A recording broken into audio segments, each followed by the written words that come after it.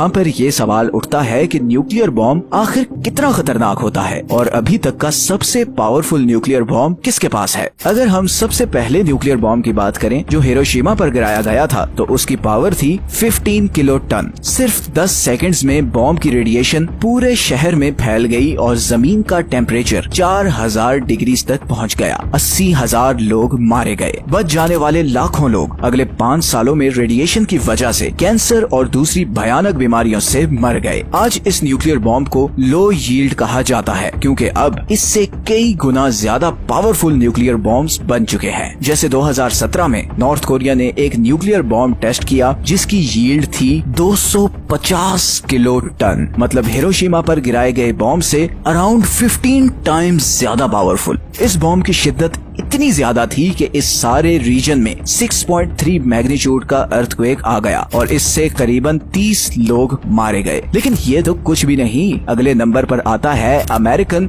B-83 nuclear bomb. इस bomb की yield है 1.2 मेगा टन्स, मतलब इसकी पावर इतनी है कि इसके 8 किलोमीटर के रेडियस में हर चीज विद इन सेकेंड्स लिटरली पिघल जाएगी। नेक्स्ट आता है castle Bravo, the most powerful nuclear bomb ever tested by USA। 1954 में अमेरिका ने पैसिफिक ओशन में एक न्यूक्लियर बॉम्ब टेस्ट किया जिसकी पावर थी 15 मेगा टन। ये बॉम्ब हिरोशिमा पर गिराए गए बॉम्ब से 1000 टाइम्स ज्यादा पावरफुल था। इस एक्सपेरिमेंट को the greatest radiological disaster in American history कहा जाता है बिकॉज पैसिफिक ओशंस के ये सारे आइलैंड्स इस एक्सपेरिमेंट से बहुत बुरी तरह मुतासिर हुए। ये बॉम्ब साइंटिस्ट्स की एक्सपेक्टेशंस से कई ज्यादा पावरफुल था। आज भी इन आइलैंड्स में इस न्यूक्लियर एक्सपेरिमेंट की रेडिएशंस हैं जिसकी वजह से यहाँ के लोकल्स डिफरेंट बीमारियों का शिकार रहते हैं। और इसी के जवाब में फिर 1961 में सोवियत यूनियन ने बनाया जार बॉम्बा, ह्यूमन हिस्ट्री का सबसे पावरफुल और खतरनाक न्यूक्लियर बॉम्ब। ये एक हाइड्रोजन बॉम्ब था जिसकी पावर थी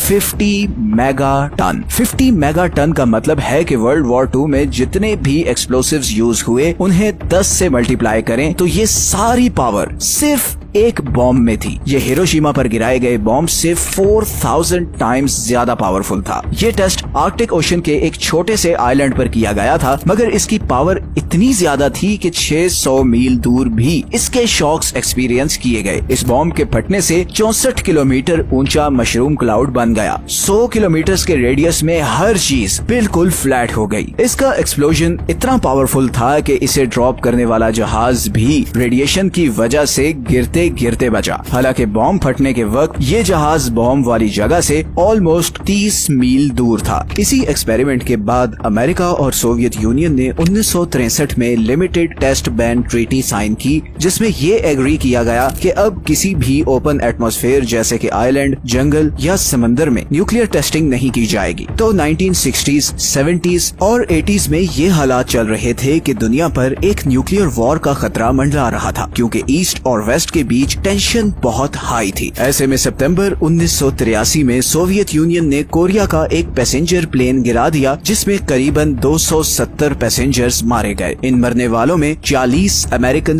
भी थे। सोवियत यूनियन ने इसे एक एक्सीडेंट डिक्लेयर किया बिकॉज ये जहाज सोवियत यूनियन के सबसे सेंसिटिव एरिया के ऊपर से गुजर रहा था जहाँ पर सोवियत की न्यूक्लियर सबमरीन बेस थी और इसीलिए उनके मिसाइल सिस्टम ने जहाज पर मिसाइल दाग दिया। अमेरिका इस इंसिडेंट पर शदीद गुस्से में था और इस वाक़े के करीबन एक हफ्ते बाद मॉस्को में कर्नल स्टैनिस्लैव अपने रेडार की स्क्रीन पर यह देख रहा था कि अमेरिका से 5 बैलिस्टिक मिसाइल्स सोवियत यूनियन की तरफ आ रहे हैं। पिछले चंद दिनों में जो कुछ हुआ था उसको देखते हुए तो ये अंदाजा लगाना कुछ मुश्किल नहीं था कि अमेरिका वाकई ऐसे मिसाइल्स लॉन्च कर सकता है। स्टैनिस्लैव के पास 2 ही चॉइसेस थी, या तो वो फोन करके सीनियर्स को इन्फॉर्म करे और वो अमेरिका पे न्यूक्लियर स्ट्राइक ऑर्डर कर दे, या फिर वो कुछ न करे और ये डिसीजन ले कि ये एक फॉल्स अलार्म है। लेकिन इसकी प्रोबेबिलिटी भी बहुत कम थी क्योंकि स्क्रीन पर एक नहीं बल्कि 5 डॉट्स आ रहे थे। ऐसी मुश्किल सिचुएशन शायद ही तारीख में किसी इंसान पर आई हो।